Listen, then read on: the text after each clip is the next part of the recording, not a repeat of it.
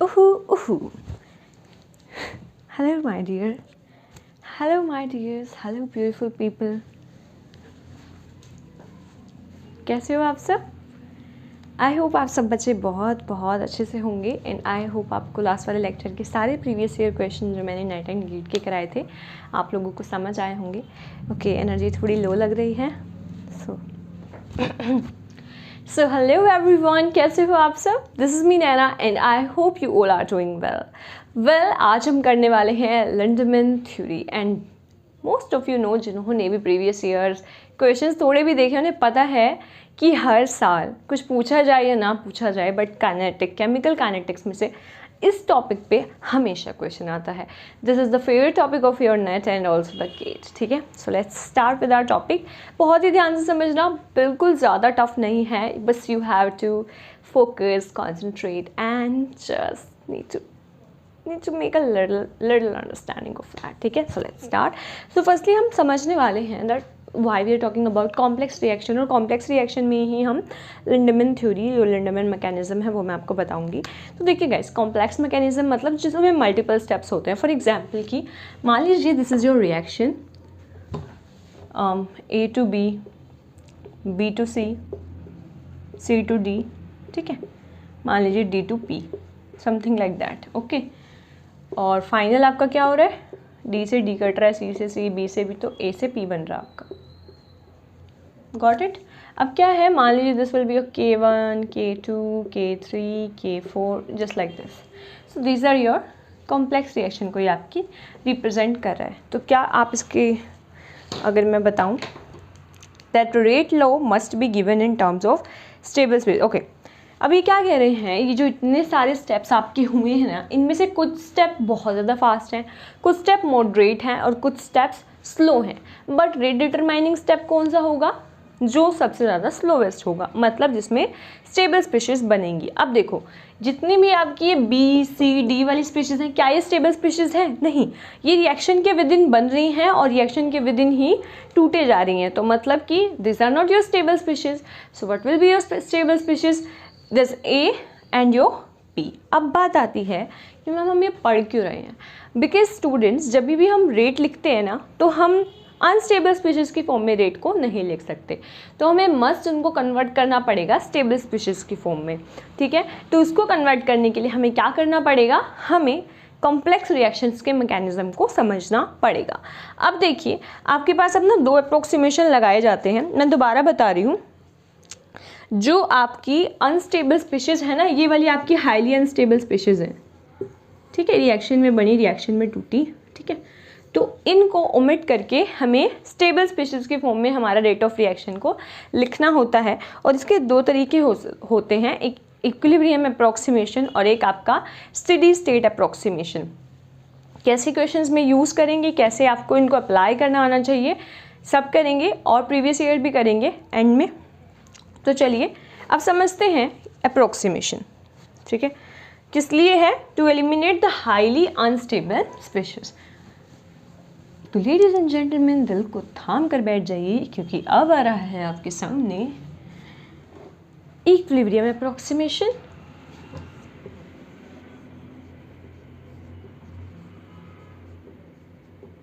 Equilibrium approximation. Okay, and second will be your steady state.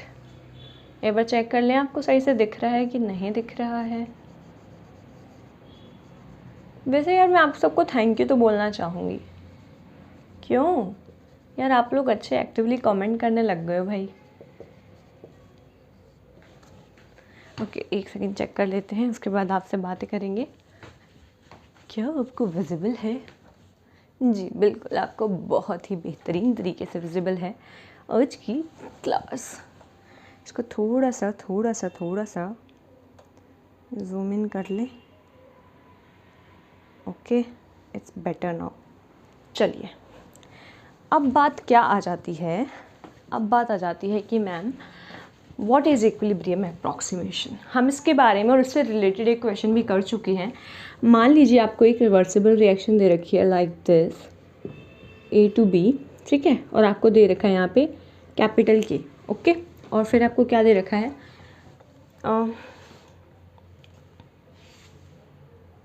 Okay चलो इसमें आपको तीसरी रिएक्शन दे ही नहीं रखी है, बस इतना ही दे रखा है।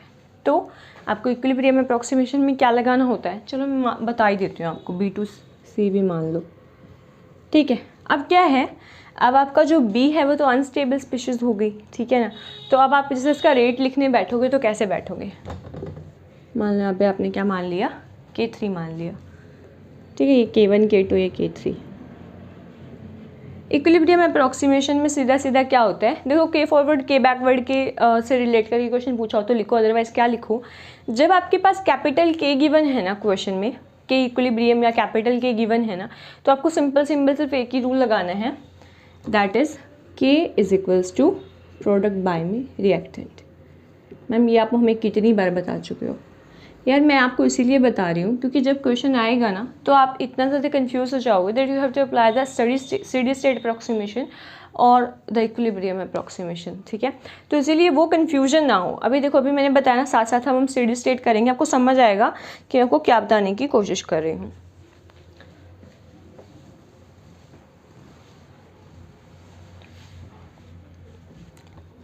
यहाँ पे मैं एक जनरलाइजेशन इक्वेशन लिख लेती हूँ R2P, और यहाँ पे मैं लिख देती हूँ K equilibrium is equals to product by में रिएक्टेंट। ओके स्टूडेंट्स, अब हमारी बारी आ जाती है स्टेडी स्टेट की। इससे मैं इक्वेशन ले लेती हूँ, मान लीजिए ये आपकी है A, ठीक है, is an equilibrium with B, मतलब ये रिवर्सिबल को शो कर रहा है, इक्विलिब्रियम को शो नहीं कर रहा है। यहाँ पे आपका दे रखा है C, ठीक है। ये आपका K1 है, ये आपका K2 है, और ये आपका क्या है, K3। अब जैसे मैंने आपको बताया, इसमें भी आपको हो सकता है K1 K2 गिवन दे दें, लेकिन आपको फिर K इक्विलिब्रियम का अगर वैल्यू दे रखा है ना, फिर से प्रोडक्ट बाय रिएक्टेंट लगाएंगे।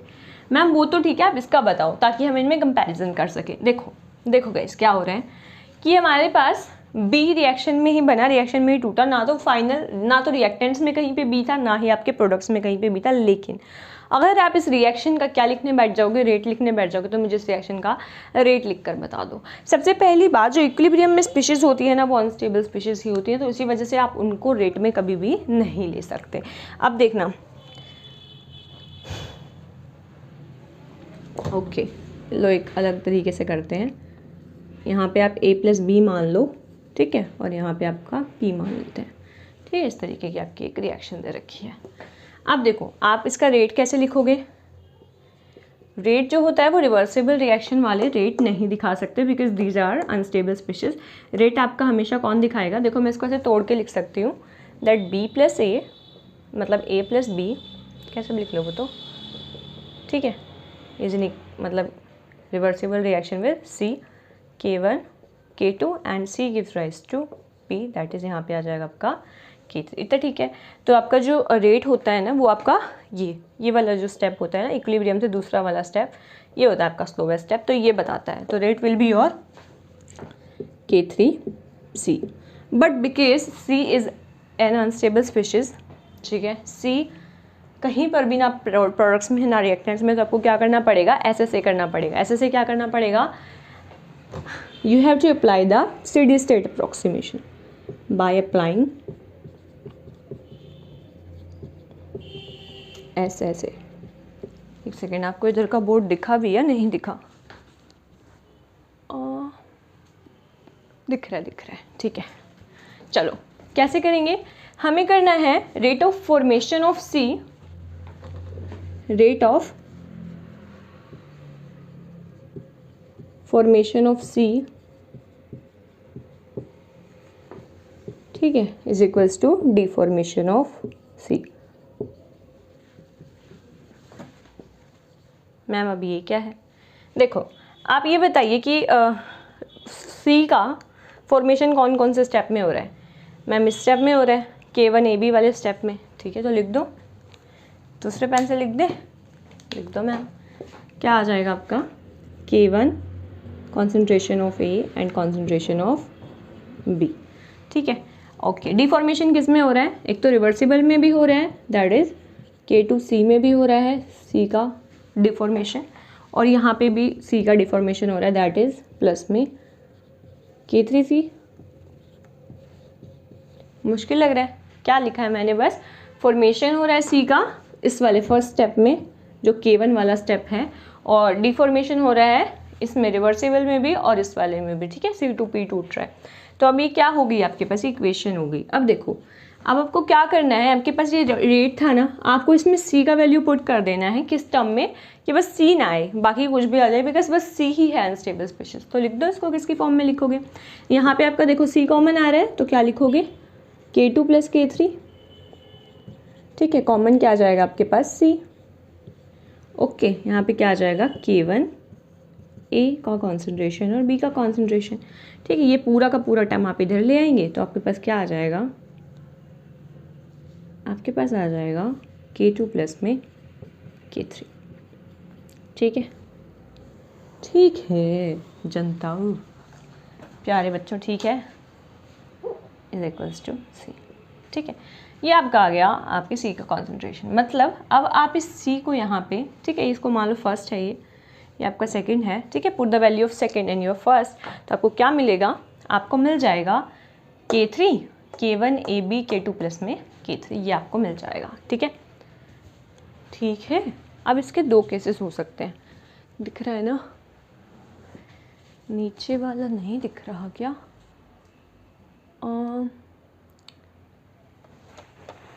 K1 K3 नहीं दिख रहा, एक second, let me do it like this. अब ठीक है, चलो देखो देखो यार, तुम्हें ना अभी थोड़ा सा मुश्किल लगेगा, नहीं तो तुम्हें पता है ये ना चीज़ एकदम याद हो जाएगी, और ये ना मुश्किल नहीं है। तुम्हें जो भी चीज़ अनस्टेबल दे रखी है ना, तुम्हें बस उसका फॉर्मेशन और डिफॉर्मेशन है ना वो इक्वल कर देना है। जैसे जैसे क्वेश्चन प्रैक्टिस करोगे वैसे वैसे आप लोगों को समझ आने लग जाएगा। आपको ऑलमोस्ट हर एक क्वेश्चन में जो भी आपका असाइनमेंट मिलेगा आपको, उसमें हर क्वेश्चन में ही आपको यही वाले फॉर्मूलाज लगाने हैं। या तो आपको इक्विलिब्रियम अप्रोक्सीमेशन लगाना है इन केस जब आपको के इक्विलिब्रियम दे रखा हो, अदरवाइज आपको ये लगाना है। देखो फटाफट इसके केस समझ लेते हैं, मैं सारा रब कर रही हूँ, बस इसका फॉर्मूला छोड़ रही हूँ।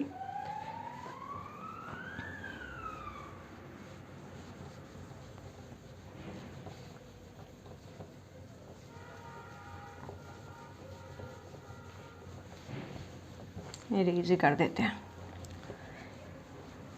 आप अपने पे लिख लो बेशक रेट, मैं सीधा रेट लिख देती हूँ। अब आपका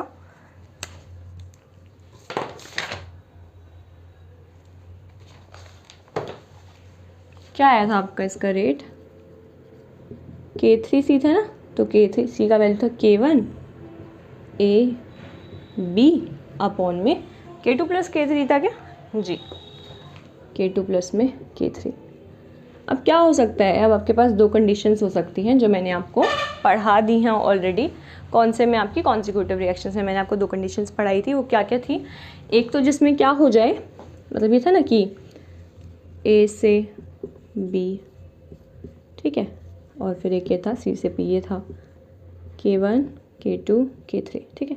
तो एक तो मैंने क्या बोला था कि जिसमें क्या हो जाए कि भाई K1 मतलब K2 का वैल्यू बहुत ज़्यादा हो जाए, किसी में क्या हो जाएगा K3 का वैल्यू बहुत बहुत ज़्यादा हो जाएगा। तो इस तरीके के आपके दो केसेस बनेंगे, और यही आपको क्यों बताती है आपकी लिंडमैन थ्योरी। अच्छा चलो ठीक है, अभी आप बस इतना करो, इतना कर लिया आपने, ये फॉर्मूला आपको समझ आ गया स्टेडी स्टेट अप्रोक्सीमेशन का। अब लिंडमैन को ना हम एक दूसरी रिएक्शन से समझने का कोशिश करते हैं। ये आपको कॉम्प्लेक्स रिएक्शन मैंने आपको करा दिया है, इसमें आप इसका सिंपल फॉर्मूला लिख देना, ये वाला, ठीक है, ये आ जाएगा K3। गॉट इट गाइस, ये दोनों फॉर्मूलाज याद रखना, तभी आपको बहुत अच्छे से समझ आएगा। ओके, मैं आपकी थोड़ी सी तारीफ़ करना चाहती हूँ यार, बहुत बहुत थैंक यू यार भाई, आप लोग आज मेरा मतलब शेयर कर देती हूँ। आज बहुत लो सा दिन था यार, आज बहुत ही अनएक्सपेक्टेड दिन था। एक दिन मुझे बहुत सारी अपॉर्चुनिटीज़ मिलती हैं और दूसरे दिन मुझसे वो चीज़ें छिन जाती हैं, मुझे ऐसा लगता है, या फिर मुझे ही उन्हें डिनाई करना पड़ता है। तो that hurts sometimes, and life में कभी कभी ना डिसीजंस अपने लिए लेने बहुत डिफ़िकल्ट हो जाते हैं। बट ऑफकोर्स मैं आप बहुत श्योर हो जाती हूँ जब मैं सेम कम्युनिटी जैसा कि जो मैं फॉलो करती हूँ वो वाले बच्चों से मिलती हैं, and they also doing the same thing, they also choosing there hard and making them feel a little more conscious about what they do. But literally we have to always choose what we have to do, not no matters यार, थोड़े बहुत ज़्यादा किसी greediness में आपको कभी कुछ ऐसा चूज़ ऑप्शन करना नहीं चाहिए, बिकॉज नहीं तो आप लोग बहुत परेशान हो जाते हो। सो थैंक यू गाइस, आप लोगों ने मुझे यूट्यूब पे ऐसे कमेंट्स कर रखे थे स्वीट स्वीट कि आप लोगों को समझ आ रहा है, आपको वीडियो सच में मतलब आपके लिए हेल्पफुल हो रहा है यार। थैंक यू सो मच, भगवान जी को मेरा बहुत थैंक यू है कि आप लोगों तक मेरा वीडियो पहुंचा और आप लोगों की इतनी सारी मदद होती है एग्ज़ाम टाइम में।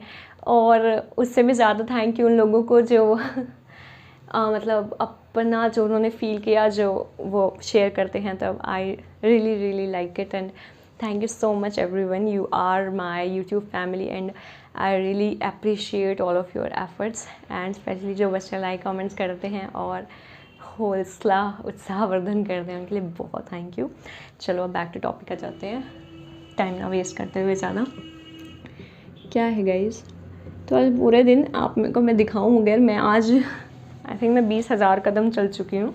मुझे आज 10,000 कदम का टारगेट होता था ना, मेनली 19,654 कदम मेरे हो चुके हैं आज लेकिन स्टिल मैं आपके लिए वीडियो बना रही हूँ आज रात को आके, ताकि आप लोगों की पढ़ाई में कोई बाधा ना आए। और of course consistency is the thing, मेरी कंसिस्टेंसी भी बनी रहे। अभी लिटरली मैं बहुत ज़्यादा थकी हुई थी नींद में कि यार सोना है, फिर मैं कहा यार चलो थोड़ा सा कर लेते हैं टॉपिक, क्योंकि फिर कल हम इसके ना क्वेश्चंस करवा देंगे, क्योंकि आपके एग्जाम्स भी नियर आ रहे हैं ना गाइस, है ना। चलो, रेंडमैन थ्योरी ऑफ यूनिमॉलिक्यूलर रिएक्शंस, ठीक है, यूनिमॉलिक्यूलर रिएक्शंस की हम बात करने वाले हैं।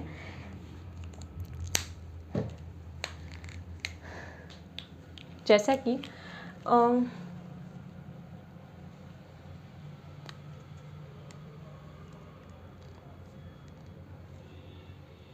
देखो गाइस, इसमें आपके ना 2 स्टेप फॉलो होंगे। रिएक्शन हम इसमें ले रहे हैं ये A+A, ठीक है, रिवर्सिबल रिएक्शन A* में A, और फिर फर्दर A* आपका ब्रेक होएगा किस में, P में। यही रिएक्शन लेनी है ना हमें, बिल्कुल यही रिएक्शन लेनी है आपको। ये आपका K1 है, ये आपका K2 है और ये आपका K3 है। ये आपको एग्जैक्टली ऐसे वाली चीज़ ही दिखाई देगी, लेकिन रेंडमैन में आपको क्या लेना होता है, ये वाली स्पीशीज लेनी होती है। अच्छा, अब एक बात ध्यान से समझो, आपको ना कोई क्वेश्चन में नहीं कहेगा कि रिवर्सिबल स्टेप का बताओ या स्लोवेस्ट स्टेप का बताओ, बट आपको फाइंड करना होगा। आपको क्या 2 टर्म्स दे दी जाएंगी, एक आपको दे दी जाएगी डीएक्टिवेशन और एक आपको दे दी जाएगी डिकम्पोजिशन। मैम ये कौन सी टर्म आ गई, क्योंकि यार वो तो यही दोनों टर्म्स यूज़ करेंगे और आपको बोलेंगे कि डीएक्टिवेशन स्टेप का रेट बताओ या डिकम्पोजिशन वाले स्टेप का रेट बताओ। तो कैसे बताओगे मैम, हम तो डर जाएंगे। डरने का नहीं, देखो डीएक्टिवेशन का क्या मतलब होता है कि देखो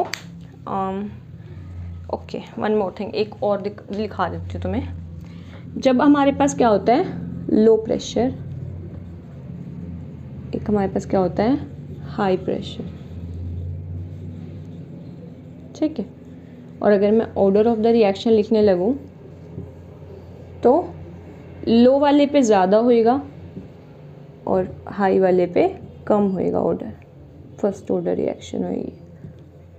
मैम इसका मतलब क्या है, अब ध्यान से समझो। देखो यार, अब आप हो, ठीक है, आप कुछ काम करने वाले हो, मतलब मान लो कि आपने सोचा कि चलो यार मैंने कंटेंट क्रिएशन करना शुरू करूँगा, लेकिन आपके ऊपर ना क्या है बहुत ज़्यादा प्रेशर डाल दे रहे हैं।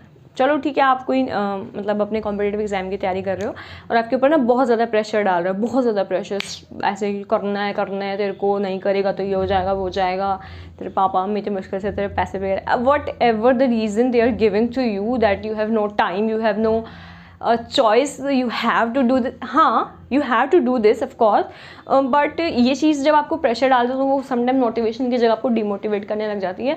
बट गाइस देखो क्या बात है, बात ये है कि अगर आप पे हद से ज़्यादा प्रेशर होएगा तो आप क्या कर दोगे, आप लोग डीएक्टिवेट हो जाओगे। मतलब कि आपको जो होना चाहिए आप वो हो ना पाके, आप जो आपका एक्चुअल जो मतलब आपकी जो स्ट्रेंथ आप उससे भी काम नहीं कर पाओगे और आप क्या हो जाओगे डीएक्टिवेट। तो देखो फर्स्ट स्टेप में क्या हो रहा है, आपका ये एक्टिवेटेड कॉम्प्लेक्स बन रहा है। तो जो K1 वाला आपका स्टेप है, मतलब जो फॉरवर्ड वाली रिएक्शन है वो आपकी क्या है एक्टिवेटेड स्टेप, एक्टिवेशन स्टेप बोलते हैं।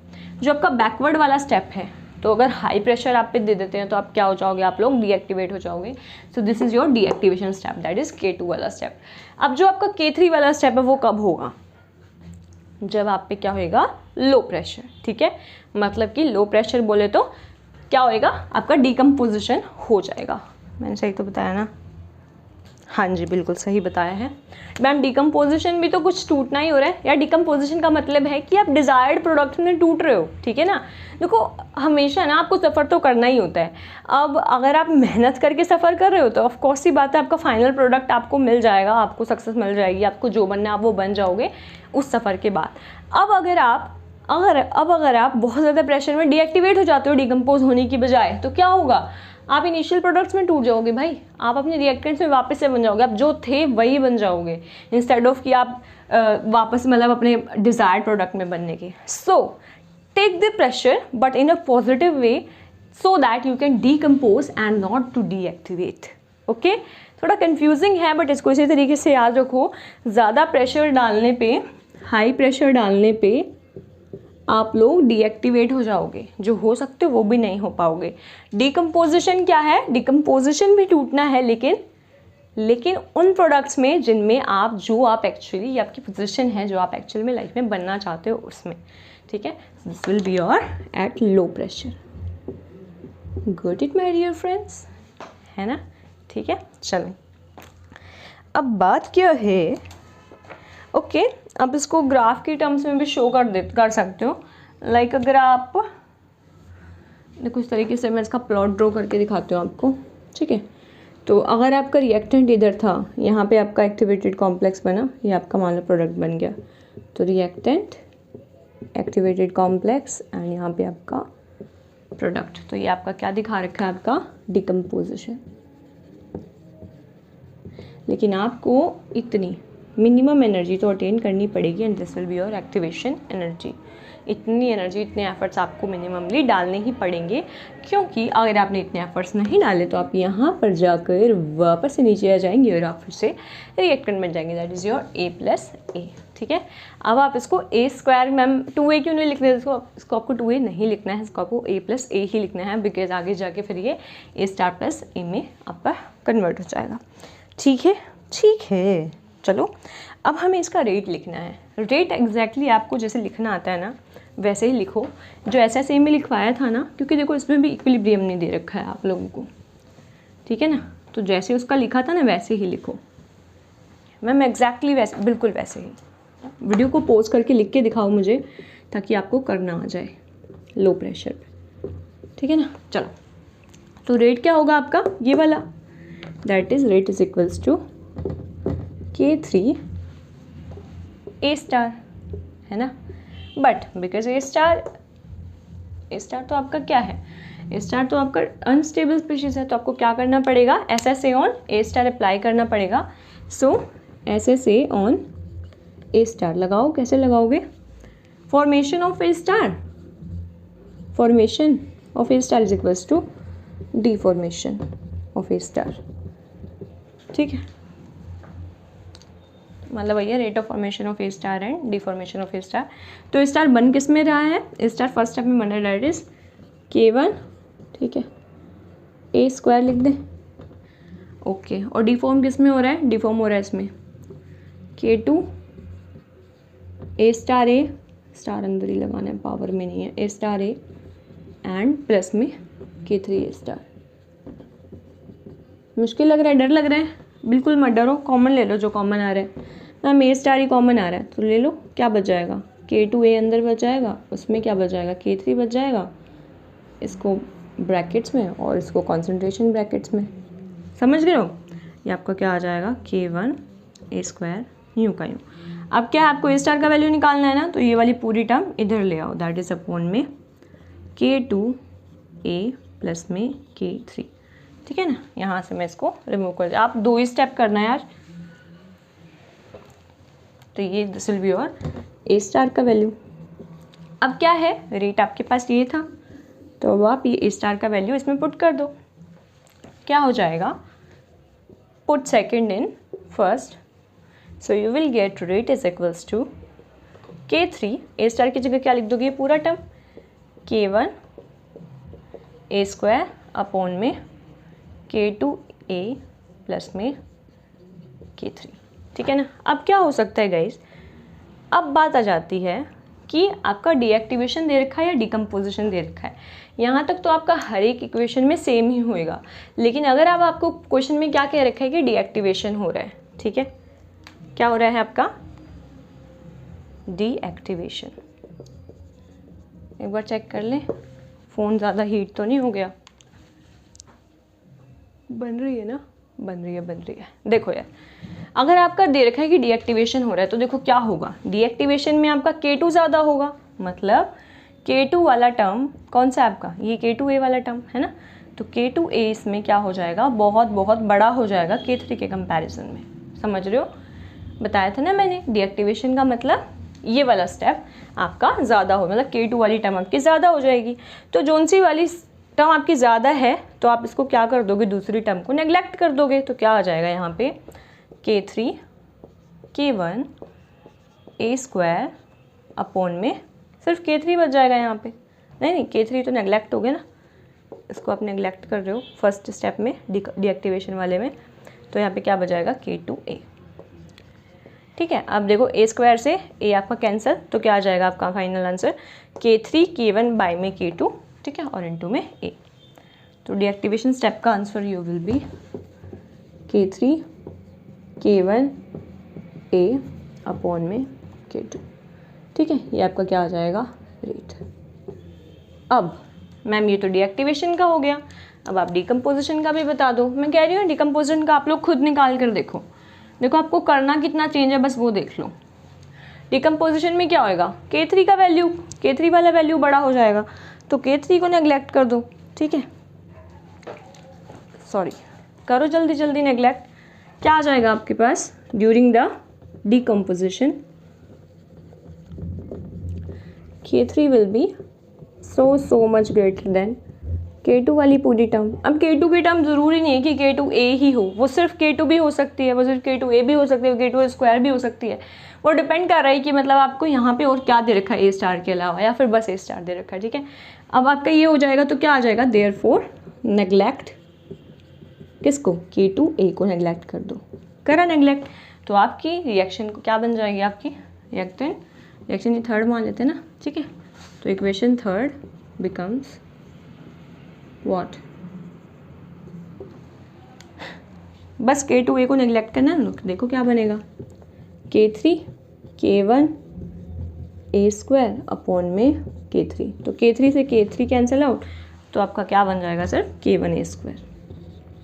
ये बहुत बहुत इम्पॉर्टेंट है यार यही, क्योंकि हर बार पूछा जाता है rate in terms of decomposition. अब मैं बताती हूँ मुझे कैसे याद हुआ था। पहले तो मैंने इसको समझने की कोशिश नहीं करी, मैंने इसको हल्के में लिया। उसके बाद मैंने देखा सारी असाइनमेंट में सब क्वेश्चन ही इसके ऊपर बेस्ड है, इस फॉर्मूला के ऊपर बेस्ड, ठीक है। तो मुझे यार इतने अच्छे से ना समझ नहीं आया था, ठीक है। तो मतलब मैंने इसलिए आपको बहुत अच्छे से समझाया, मैंने आपको बताया हर एक क्वेश्चन में ये चीज़ आपकी यूज़ होगी, ठीक है। अब क्या दे रखा होगा, अब आपको ना क्वेश्चन में देखना है, जैसे आपको ये दे रखा होगा कि भाई ये रेट है, ठीक है, रेट कांस्टेंट देके एक वैल्यू दे रखी होगी। तो अब आपको क्या देखना है, अब आपको ये देखना है कि वो जो वैल्यू है वो इस टर्म में है या वो इस टर्म में है। तो मान लीजिए कि अगर आपकी जो वैल्यू है वो इस तरीके की इस टर्म में है, K1 इंटू में प्रोडक्ट समथिंग इस तरीके का वैल्यू है, तो आपको इसको इस वाली से कंपेयर करना है, और अगर दूसरी है तो आपको इस वाली से कंपेयर करना है, ठीक है। कंपेरिजन चलेगा क्वेश्चन में, क्वेश्चन के साथ बता दूंगी, बाकी तो मैं आपको तो समझ आ गया। तो अगर आपको सिर्फ डिकम्पोजिशन ना देके क्या बोलते हैं आपको, if the pressure is low, ठीक है, तो एट ये इसको आप कह सकते हो ये कहाँ पे आपकी एट लो प्रेशर, और ये वाली आपकी कहाँ पे है, at high pressure. I hope आपको दिख रहा हो, चेक कर लेते हैं।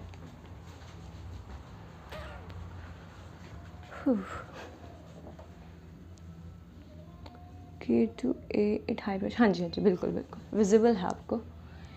चलिए अब शुरू करते हैं हमारा अगला सवाल, दैट इज़, देखो यार अब अगला सवाल तो है नहीं, अब तो आपके सवाल ही शुरू हो जाएंगे, और आपको जो याद रखने की चीज़ें हैं वो मैं ऑलरेडी आपको बता चुकी हूँ। अब चलो क्वेश्चन शुरू कर देते हैं हम अपने। तो मेरी प्रिय सखियों में सखाऊं, पहला सवाल है आपकी कंप्यूटर स्क्रीन पर ये, और ये कहता है आपको कि ओवरऑल रेट बताना है आपको, that is rate of formation of the product, that is dp/dt बताना है। और आपको एक रिएक्शन गिवन है and that reaction is 2A KB, okay, और B + C gives rise P, okay. आपका क्या है KF। बस अब आपको बताना है dp/dt। देखो फटाफट से बताओ। अब सबसे पहली बात प्रश्न आएगा, क्या लगाओगे, क्या लगाओगे, ऐसे लगाओगे या फिर इक्विलिब्रियम वो लगाओगे, इक्विलिब्रियम अप्रॉक्सीमेशन, बताओ। तो हमारे पास ट्रिक एक ही है, अगर सिर्फ आपको कैपिटल K दे रखा है as given in the question, तो आप क्या लगाओगे, इक्विलिब्रियम अप्रॉक्सीमेशन। और अगर आपको K1 K2 दे रखा है तो आप क्या लगाओगे, सिंपली SSA, ठीक है। तो देखो सबसे पहली बात आपको क्या बताना है, dp/dt, that is rate of formation of product बताना है। वो किसके इक्वल होता है, KF concentration of B and concentration of C, यही होता है। कोई इनकी पावर होती तो वो रेज टू दी पावर आ जाती, ठीक है, इतना क्लियर है। और अगर P के आगे कुछ भी टर्म होती तो हम क्या लिख देते, मान लो 2 होता तो हम क्या लिख देते, 1/2। जी हमने फर्स्ट वीडियोस में ही देख लिया था अपनी काइनेटिक्स की, जो स्टार्टिंग में मैंने 3 वीडियोस डाल रखी थी उन्हीं में, कि हमें रेट लिखना कैसे होता है एक्चुअली, ये आपको समझ आया। अब देखो अब क्या है, B और B क्या हो रहा है, विद इन द रिएक्शन ही टूट रहा है। और सो जो C है ना, वो आपके ऑप्शंस में जब आप देखोगे ना, तो चारों ऑप्शंस में आपको C गिवन है, ठीक है। मतलब आपको C को नहीं, बस B is an unstable species, जिसको आपको हटाना पड़ेगा। तो आप देखो कैसे हटाओगे इसको, बस वही है, ऐसे से मत लेने बैठ जाना कि इसको K1 K2 मान के लग जाओ, तो बिल्कुल नहीं, आपका सवाल ना होके ही नहीं देगा। तो आपको करना क्या है बस इस क्वेश्चन में, K that is K equilibrium is equals to product upon में रिएक्टेंट। अब देखो रिएक्टेंट क्या है आपके पास, 2A, तो आपको क्या लेना होगा, A का स्क्वायर लेना होगा, ठीक है। यही लेते हैं हम कि जो हमारा कोफिशिएंट है वो किस में आ जाता है, आपका पावर में आ जाता है। इतना करोगे K इक्विलिब्रियम में, इसको एज इट इज पुट कर दो, ठीक है, इन, इसको मान लो फर्स्ट, इसको मान लो सेकंड, तो पुट सेकंड इन फर्स्ट, तो आपको क्या आ जाएगा, KF, एक सेकेंड, यहाँ से मैंने B का वैल्यू तो निकाला नहीं, B का वैल्यू निकालो, B is equals to capital K A square, ठीक है। तो इसको मान लो सेकेंड, अब यहाँ लिख दो, B की जगह क्या, capital K A square C। ऐसा कोई ऑप्शन आपको दिख रहा है, बताओ। अरे बताया करो यार, बोला बोला करो, नहीं बोलोगे तो हमें कैसे पता चलेगा। प्रश्न है आपका पहला और ऑप्शन नंबर है आपका A will be your correct answer, ठीक है। इतना समझ आ गया, ये आपका सबसे सिंपल क्वेश्चन था। Okay, one more thing, you are suggested that guys please every question जो भी मैं आपको दे रही हूँ, आपकी कंप्यूटर स्क्रीन पर दिखाया जा रहा है, just pause the video and try it by yourself, because you all have to do is to do mistakes, ठीक है। ये मेरी क्लास का पहला रूल है कि आपको आके मिस्टेक्स करनी है, ताकि आप एग्जाम टाइम में ना करें। अगर आप अब नहीं करोगे तो एग्जाम टाइम पे करोगे ना, लाइको लिखो अभी, ठीक है। ये आपका नेक्स्ट क्वेश्चन शो कर रहे हो आपकी स्क्रीन पे। आवाज़ वगैरह सही आ रही है क्या, ओके, दिखाई दे रहा है क्या, मैम आप यही चेक करते रहते हो क्या। अरे भाई मेरी मेहनत ख़राब हो जाती है यार बहुत बार, 25-25 मिनट पढ़ा के मैंने वीडियो डिलीट क्या बनी ही नहीं होती, स्टोरेज स्पेस आ जाता है या तो फिर फ़ोन ओवर हीट हो जाता है। नेक्स्ट प्रश्न है आपके पास ये सेकंड वाला, और ये मैं ये बिल्कुल नहीं करा रही हूँ, ये आपका एग्जैक्टली वही है जो मैंने आपको ऐसे करवाया है, ये इसका हिंट था। फटाफट से इसको सॉल्व कर लो और आंसर जाने के लिए आप मुझे कमेंट्स में बता दो अपना आंसर, जिसका आंसर ठीक होगा मैं उस पर रिप्लाई कर दूँगी, ओके। चलो अच्छा मैम, अगर गलत होगा तो नहीं करोगे, नहीं गलत पे भी कर देंगे, सही बता देंगे। All you have to do is to comment, okay, comment your answer.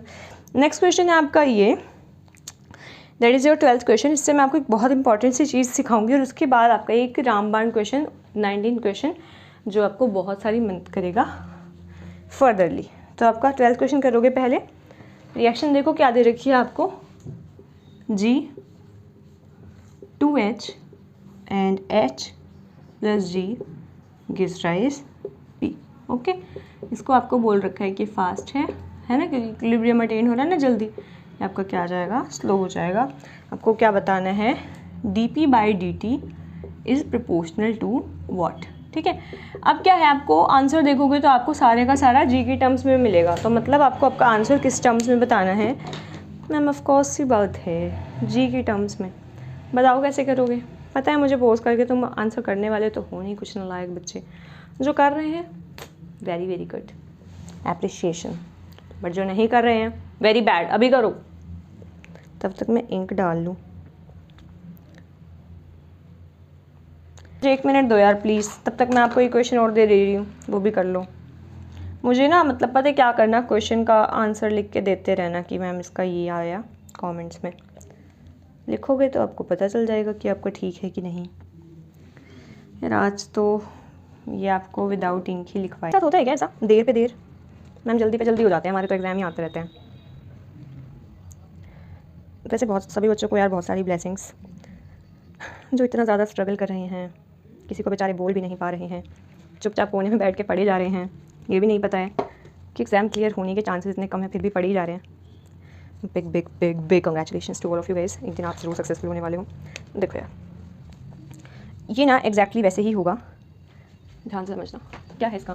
देखो अब आपको ये फास्ट बता रखा है, सीधी सीधी बात है, ये क्या है इक्विलिब्रियम में है। कैसे लिखोगे, K is equals to product by reactant, product का स्क्वायर बाय में रिएक्टेंट, ठीक है। उसके बाद आपका क्या है, मान लो इसको आपने क्या मान लिया, K स्मॉल के K1 मान लो, ठीक है। तो K1 क्या हो जाएगा आपके पास, मतलब रेट क्या हो जाएगा आपके पास, rate will be your K1 GH। Ma'am ये तो एकदम वैसा ही है, हाँ जी एकदम वैसा ही है। फटाफट करो अब इसको, G का वैल्यू इधर से निकाल लो, क्या आ जाएगा G K कैपिटल और H स्क्वायर, लिख दो यहाँ पे, ऐसे ही होएगा ना। K1 कैपिटल के, G का क्या है वैल्यू, G का वैल्यू है KH स्क्वायर। अच्छा ये गलती मैंने कर दी, मुझे क्या करना है, मुझे H हटाना होगा, क्योंकि देखो H है ना अनस्टेबल स्पीशीज़, मुझे H हटाना है, मुझे G के टर्म्स में लेके आना है। तो चलो H का वैल्यू लिख दो यहाँ पे, H स्क्वायर क्या हो जाएगा आपका, H स्क्वायर G इंटू के, ठीक है। अब लेकिन मुझे तो H का वैल्यू यहाँ पे लिखना है, तो H का वैल्यू क्या आ जाएगा आपका K का भी पावर 1/2 और G का भी पावर 1/2, पता है ना स्क्वायर उस साइड आके रूट में कन्वर्ट हो जाता है।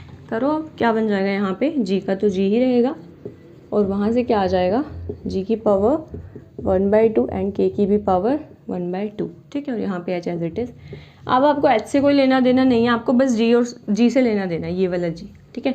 तो आपने क्या बताना है, रेट किसके टर्म्स में आ जाएगा, प्रोपोर्शनल टू G, इसकी पावर 1 है, इसकी पावर 1/2 है, 1 + 1/2 इज 3/2, सो G raise to the power 3/2। डर जाते हैं कई बार बच्चे इस क्वेश्चन से, ठीक है। मुश्किल था, नो मैम, गुड। ओवरहीट तो नहीं हो गया भाई तू, हाय राम, इतना ब्लैकनेस दिखा देता है ना ये कभी कभी। चलो नेक्स्ट क्वेश्चन पे आ जाते हैं आपके, और नेक्स्ट क्वेश्चन आपका है अच्छा सा क्वेश्चन। मैम आप इसको भी अच्छा बोल रहे थे, अरे मतलब यार ऐसे ना तुम पावर देख के या फिर रूट वूट देख के कहीं डरते ना हो, इसलिए करा रही हूँ, ठीक है। 19th अच्छा है, पर पक्का करके देखो, होएगा नहीं तुमसे। मैम हमसे तो कोई सा नहीं हो रहा। देखो मुझे नहीं लगता कि अगर आपने वीडियो देख लिया है वो 29-30 मिनट का, तो आपसे नहीं हो रहा है। जिन्होंने अच्छे से देखा है ना, ऑनेस्टली समझ के उनसे हो रहा है, ठीक है। हो रहा है तो लिख दो हो रहा है, नहीं हो रहा तो लिख दो मैम नहीं हो रहा, और थर्ड इमोजी भेज देना, ठीक है, ताकि नेक्स्ट टाइम से मैं और अच्छे से बता दूँ तुम्हें वो क्वेश्चन। सैड इमोजी नहीं भेजोगे तो मुझे समझ नहीं आएगा कि तुम परेशान हो अपनी इसको लेके। ओके क्वेश्चन क्या है, आपको रिएक्शन दे रखी है, अगेन एक फास्ट दे रखी है, एक स्लो दे रखी है, बट इस बार आपको देखना है, बताओ ऐसे से लगाओगे या फिर इक्विलिब्रियम अप्रॉक्सीमेशन लगाओगे। K1 K इनवर्स 1 2C, ये क्या है आपके पास, फास्ट है, और A + C K2, ये क्या है आपकी D, दैट इज़ ये आपके पास क्या है, स्लो है, okay. Assuming that steady state approximation can be applied to C, तो इन्होंने बोल दिया है कि C पे आपको अप्लाई करना है। मैं तो वैसे ही दिख रहा है, इधर और इधर दोनों जगह C है तो इसी पे ही अप्लाई होगा, पर ये बता रहे हैं। बट अब ये क्या कह रहे हो, doubling the concentration of A। अब ये क्या कह रहे हैं कि आपको A का कॉन्सेंट्रेशन क्या करना पड़ेगा, डबल करना पड़ेगा।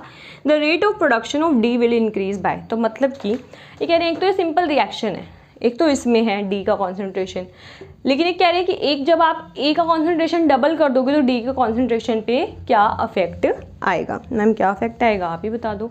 देखो गाइस, सबसे पहली बात वही मैं कहूँगी, पहले इसको एकदम जैसे आप सादे इंसान हो ना, सादे इंसान की तरह वीडियो पॉज करो और इसको SSA वाले फॉर्मूला से, बिकॉज इट इज़ नॉट के equilibrium, it is simply K1 and K inverse 1, ठीक है। अब बेशक से फास्ट दे रखा है, बेशक से आपको पता है इक्विलिब्रियम शो कर रहा है, बट स्टिल क्योंकि इन्होंने के इक्विलिब्रियम का वैल्यू नहीं दे रखा है, इन्होंने कैपिटल के समथिंग कुछ नहीं दे रखा है, इन्होंने क्या दे रखे हैं, रेट कॉन्स्टेंट्स दे रखे हैं इक्विलिब्रियम कॉन्स्टेंट की जगह। तो आपको सिंपली क्या करना है, ऐसे अप्लाई करो और यहाँ से आपको क्या निकालना होगा, रेट निकालो। K2 AC होता है ना, तो यहाँ से C का वैल्यू निकाल के इसमें पुट करके मुझे जल्दी से दिखाओ, बताओ क्या होगा, ठीक है। अब जिन लोगों ने पुट कर लिया है फॉर्मेशन डिफॉर्मेशन करके, अब मैं आपकी एक गलती बताने वाली हूँ, क्योंकि आप सबने वो गलती पक्का करी होगी। मैम हम अच्छे बच्चे हैं। देखो फॉर्मेशन आपने लिख दी क्या, K1 AB, ठीक है, लिख दी। हाँ मैम, अब देखो डिफॉर्मेशन ट्राई कर लिया होगा आई होप। अब समझो, सबसे पहली बात है इन्होंने पूछ रखा है dd/dt क्या होता है, तो क्या हो जाएगा आपके पास K2 AC हो जाएगा, ठीक है, ये हो जाएगा। अब इन्होंने क्या कह रखा है कि भाई बस C का कॉन्सेंट्रेशन आपका क्या लेना है, अनस्टेबल लेना, मतलब A में तो कोई दिक्कत आएगी नहीं, आपको बस C का वैल्यू निकालना। मैम ये हमारा बाएं हाथ का खेल है, ऐसे ऐसे लगाएंगे, लगा लो ऐसे ऐसे, ठीक है। लगा के जब कर लो तब आंसर मैच करना कि आपको क्या लिखाना है, rate of deformation of C और फॉर्मेशन ऑफ C। रेट ही है यार, ठीक है, मैं बार बार नहीं लिख रही हूँ। रेट क्या होता है डिफॉर्मेशन ऑफ C का, माइनस का dC/dt होता है, ठीक है। देखो इसका क्या है, इसका अगर आप रेट लिखने लगोगे ना डिफॉर्मेशन का, तो क्या लिखोगे, rate of deformation of C है ना, मतलब ये होता है डिफॉर्मेशन ऑफ C dC/dt, तो मैम ये हो जाएगा K1 AB, ठीक है। बट अब मैं आपको ये कहूँगी कि C के आगे क्या है आपके पास 2 है, तो मतलब यहाँ पे क्या आ जाएगा, हाफ ऑफ dC/dt। यही तो रूल होता है ना कि जो भी आपका कोफिशिएंट होता है वो आपका अपॉन में आ जाता है, ठीक है। तो अब आपको करना क्या होगा इसमें, करना कुछ नहीं होगा, ये जो 2 है ये साइड लेकर आना है, क्योंकि डिफॉर्मेशन बस dC/dt ही होता है, माइनस का है ना, माइनस का शो कर रहा है डिफॉर्मेशन। तो आपको क्या करना है 2K1 AB, ये आपका क्या आ गया, rate of deformation of C, that is minus का dC/dt। सिमिलरली अब रेट ऑफ फॉर्मेशन अगर आप देखोगे, एक सेकेंड, और सॉरी ये आपका क्या था, रेट ऑफ फॉर्मेशन था, सॉरी फॉर्मेशन क्या था आपका, ऐसे बना ना A+B K1 के थ्रू C बना रहा है, ठीक है। तो आपको क्या करना होता है dC/dt बनाने के लिए, लेकिन फॉर्मेशन में भी क्या है 2 है, तो वही है, उसमें भी वही रहेगा, इसमें भी रहेगा, ठीक है। ये तो आपका क्या आ गया, रेट ऑफ फॉर्मेशन, ओके। और कहीं पे बन रहा है नहीं, और में तो डिफॉर्म हो रहा है। अब देखो रेट ऑफ डिफॉर्मेशन, देखो डिफॉर्मेशन में भी क्या होता है, माइनस का dC/dt होता है, लेकिन आपका dC/dt तो 2 के साथ दे रखा है, तो क्या लिखोगे, माइनस का 1/2 dC/dt। डिफॉर्म कैसे हो रहा है, K इनवर्स 1 है ना, और क्या आ जाएगा यहाँ पे C², ऐसे डिफॉर्म होता है, लेकिन डिफॉर्म में तो हमें लिखना तो यही होता है dC/dt। तो क्या आ जाएगा यहाँ पे 2 × K इनवर्स 1 C², ठीक है। तो ये आपका क्या आ गया, डिफॉर्मेशन। अब डिफॉर्मेशन एक तरीके से और हो रहा है, कैसे, इससे, दैट इज K2 AC, ठीक है। तो डिफॉर्मेशन हो रहा है आपका इन 2 स्टेप्स में, और फॉर्मेशन हो रहा है आपका इस वाले स्टेप में, ठीक है। इक्वेट कर दो इनको जल्दी से, क्या आ जाएगा, you will get your 2K1 AB is equals to 2K1 C² plus में K2 AC। अब आपको क्या दे रखा है, आपको कह रखा है कि ये वाली जो टर्म है ना आपकी K इनवर्स, मतलब K2 की जगह K इनवर्स, एक second, K1 K inverse 1 K2, ठीक है। तो आपको क्या दे रखा है क्वेश्चन में, आपको दे रखा है K इनवर्स 1 बहुत बड़ा है, दैट इज K2 है बहुत छोटा सा है, तो मतलब जो ये वाली आपकी टर्म है छोटी है, तो मतलब क्या हो जाएगी, इसके साथ कुछ मल्टीप्लाई वो भी छोटा ही हो जाएगा, तो मतलब ये वाली टर्म आपकी क्या है, बहुत बहुत बहुत छोटी है। तो बेसिकली आप इसको क्या कर दोगे, आप इसको कर दोगे नेग्लेक्ट, ठीक है। आपने इसको नेग्लेक्ट कर दिया। अब आपके पास बस कितना बचा टर्म, आप नेक्स्ट स्टेप में लिखना, आपके पास बचा बस ये। अब आपको इससे वैल्यू किसका निकालना है, बस C का निकाल दो फटाफट से। C का वैल्यू कितना हो जाएगा, C² का आ रहा है ना, 2K1 AB अपॉन में, ये के इनवर्स 1 है, के इनवर्स 1 2k, ये वाला 2k1ab और यहाँ पे 2k इनवर्स 1। ओके, 2 से 2 आपका कैंसिल हो गया, लेकिन आपको c का वैल्यू निकालना तो क्या आ जाएगा, यहाँ पे आके आपका रूट आ जाएगा। ठीक है, ये आपका क्या आ गया, c का वैल्यू। फटाफट से इसको उसमें पुट कर देंगे। पुट करने के लिए आपको करना क्या होगा, ओके वेट, पुट तो आप कर दोगे ऑफकोर्स ही बात है। एक मिनट देख लेते आपको नीचे का दिख रहा है कि नहीं दिख रहा है। इन केस आपको नहीं दिख रहा होगा तो दिक्कत हो जाएगी भैया। दिख रहा है, चलो। Put the value of c in equation first, कर दो फटाफट से पुट। क्या हो जाएगा, dd बाई में dt is equals to k2 a, c कितना है आपके पास, ये देखो, under root k1 k inverse 1 a और b, इन सब का क्या है आपके पास रूट है। ठीक है, ठीक है भैया, यही तो आएगा फाइनल आंसर आपका। क्या हो जाएगा, देखो इन्होंने ऑप्शंस देखो, इन्होंने बस आपसे पूछ रखा है किसके टर्म्स में, इन्होंने बोल रखा है rate of production of D will increase by, ठीक है, ऑन डबलिंग द कॉन्सेंट्रेशन। तो देखो कॉन्सेंट्रेशन ऑफ ए डबल करना है, तो आपको बाकी सारी टर्म नेग्लेक्ट करो। देखो ए को देखो, एक में तो ए सिंपल है आपके पास और एक में ए के ऊपर क्या लगा हुआ है, रूट लगा हुआ है। ठीक है, और अगर आपको अब आपको क्या करना है, 1/2 है, दोनों को डबल करने पे क्या आ जाएगा, एक का 2a आ जाएगा, इसका क्या आ जाएगा 2a की पावर 1/2। तो क्या आ जाएगा आपके पास 2√2 है ना, इस वाले 2 का रूट, ये होता है ना हाफ कम रूट भी लिख सकते हो, तो ये आपका क्या आ जाएगा 2√2 टाइम। एक बार दोबारा समझो, बहुत ध्यान से समझना। सबसे पहली ट्रिक इस क्वेश्चन में ये थी कि क्योंकि जो भी आपके पास ये बनता है ना, जो अनस्टेबल स्पीशीज बनती है, अगर उसके आगे आपके पास क्या कोफिशिएंट आपको देखने को मिल जाए, इट कैन बी 2, 3, 4, तो आपको क्या देखना है, आपको इस तरीके से इसको लिखना पड़ेगा पहले कि half of d by d t is equals to k1ab, और फिर 2 को इस साइड लेकर आना पड़ेगा। सिमिलरली जब आप इसका डिफॉर्मेशन देख रहे थे तो डिफॉर्मेशन क्या होता है आपका -dc/dt, बट -dc की जगह तो हाफ आ रहा है। ऑल्सो डिफॉर्मेशन में रिएक्शन आपकी चलती कौन सी है, ये चलती है 2c से आपका k इनवर्स 1 ab, ये बन रहा है ना। तो इसमें आप क्या लिखो, k इनवर्स 1 c² लिखते हो ना, तो k इनवर्स 1 c² लिख के फिर इस 2 को इधर लेकर आना है। तो मतलब फर्स्ट स्टेप आपको ये वाला ध्यान रखना है, अगर आपके पास यहाँ पे कोई भी कोफिशिएंट आ जाए। दूसरा स्टेप आपको क्या याद रखना है कि आपको जो ये वाली टर्म है ना, देखो ये वाली टर्म आपको ना पहले ही कट करनी पड़ेगी, जो आपकी मैंने k इनवर्स 1 वाली जो टर्म थी, मतलब जो भी मैंने नेग्लेक्ट करवाई थी ना जो एक टर्म, वो टर्म आपको पहले नेग्लेक्ट करनी पड़ेगी और सिर्फ आपको ये वाली c² वाली टर्म जो है वो आपको रखनी पड़ेगी। उसके बाद आपको बस एज इट इज़ आपको c का वैल्यू मतलब रूट की टर्म्स में निकाल के आपको फिर अप्लाई करना ही था, क्योंकि c² तो पूछ ही नहीं रखा हमें, तो इस वाले फॉर्मूला में c का वैल्यू रखना था। थोड़ा सा डिफिकल्ट है बट ट्राई करना, आपसे नहीं होएगा तो मैं आपको दोबारा समझा दूँगी question, but this is very important question and of course this is get previous year. So have a very nice day guys and happy learning. All the very very best to all of you, and thank you so much for commenting and giving so much love to my videos, and see you. Radhe Radhe.